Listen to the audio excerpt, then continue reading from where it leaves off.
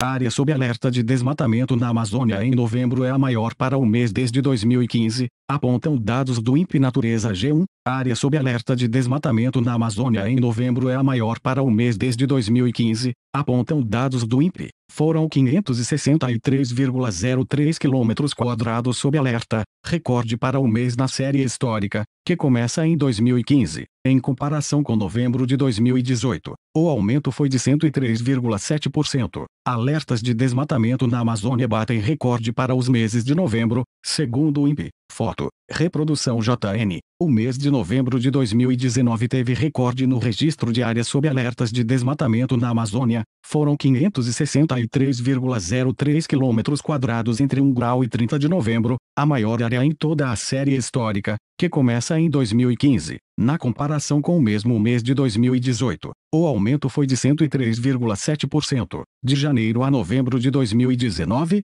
8.974,31 km² estiveram sob alerta, quase o dobro do registrado nos mesmos meses em 2018. 4.878,7 km², aumento de 83,9%. Os dados são do Instituto de Pesquisas Espaciais, INPE, ligado ao Ministério da Ciência, e fazem parte do Sistema de Detecção em Tempo Real, DETER. Este sistema não é usado como a taxa oficial de desmatamento na Amazônia, mas pode indicar a tendência de devastação do bioma. Ele só tem registro a partir de 2015 porque o sistema de detecção passou a usar novos padrões de satélites e a comparação com os dados obtidos desde 2004 não é indicada pelos cientistas. A taxa oficial de desmatamento é medida pelo Projeto de Monitoramento do Desmatamento na Amazônia Legal por Satélite, PRODES. O dado mais recente foi divulgado no mês passado. Foram devastados 9.762 km² entre agosto de 2018 e julho de 2019, aumento de 29,5% em relação ao período anterior.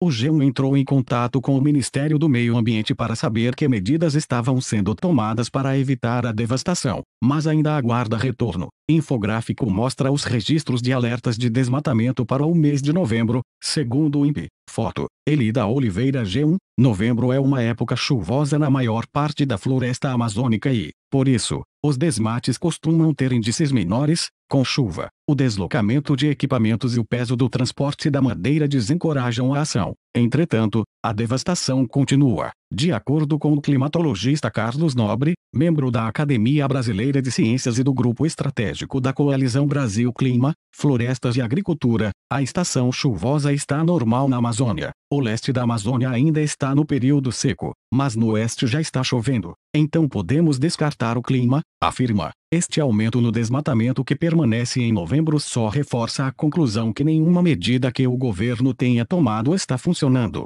Não há medidas tomadas pelo governo federal para reduzir a ilegalidade que estejam funcionando. Carlos Nobre, climatologista. Anne Alencar, diretora de ciência do Instituto de Pesquisa Ambiental da Amazônia, IPAM, afirmou em entrevista à TV Globo que os números de alerta seguem aumentando, mesmo com um sistema que tem defasagem na medição de 30% a 40% em relação à taxa oficial de desmatamento. Segundo os últimos dados do DETER, de agosto a novembro a gente tem quase 5.000 km² sob alerta, um dado que é subestimado por 30 a 40%. No mesmo período do ano passado, esse dado foi um pouco menos de 2.000 km² e a gente nem chegou ainda ao período principal do desmatamento, que normalmente acontece no primeiro semestre de cada ano. Anne Alencar, diretora do IPAM, em agosto, o G1 mostrou que os dados do DETER são historicamente confirmados pelo balanço anual. No caso dos números mais recentes do PRODES, a taxa consolidada foi ainda 42% maior do que apontava o sistema de alertas DETER.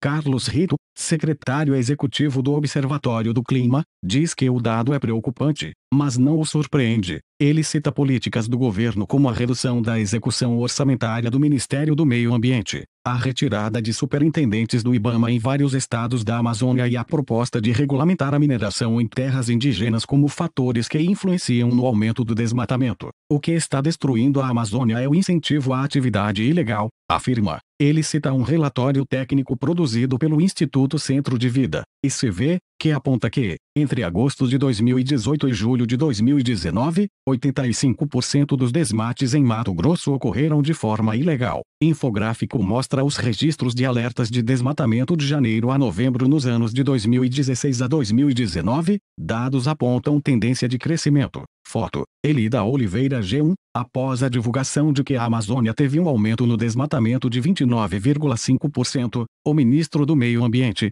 Ricardo Salles, anunciou em novembro a intenção de reduzir o desmatamento em 2020 e eliminar o desmate ilegal. Entretanto, não foram divulgadas metas para a diminuição progressiva, nem um prazo final para a queda dos crimes ambientais. Na Conferência pelo Clima, COP25, que ocorre em Madrid, na Espanha, o ministro do Meio Ambiente, Ricardo Salles, tem defendido que estados que já devastaram suas florestas e continuam emitindo gases poluentes paguem a países como o Brasil para que preservem as florestas. Entretanto, os acordos não estão avançando. A Colômbia, que também tem parte da floresta amazônica em seu território e reduziu o desmatamento em 10% entre 2017 e 2018, conseguiu levantar 360 milhões de dólares americanos para preservar a floresta no seu território. Alemanha, Noruega e Reino Unido são os responsáveis pelos recursos. Neste mês, o governo federal publicou a medida provisória da regulamentação fundiária, que tem a proposta de legalizar áreas ocupadas na Amazônia,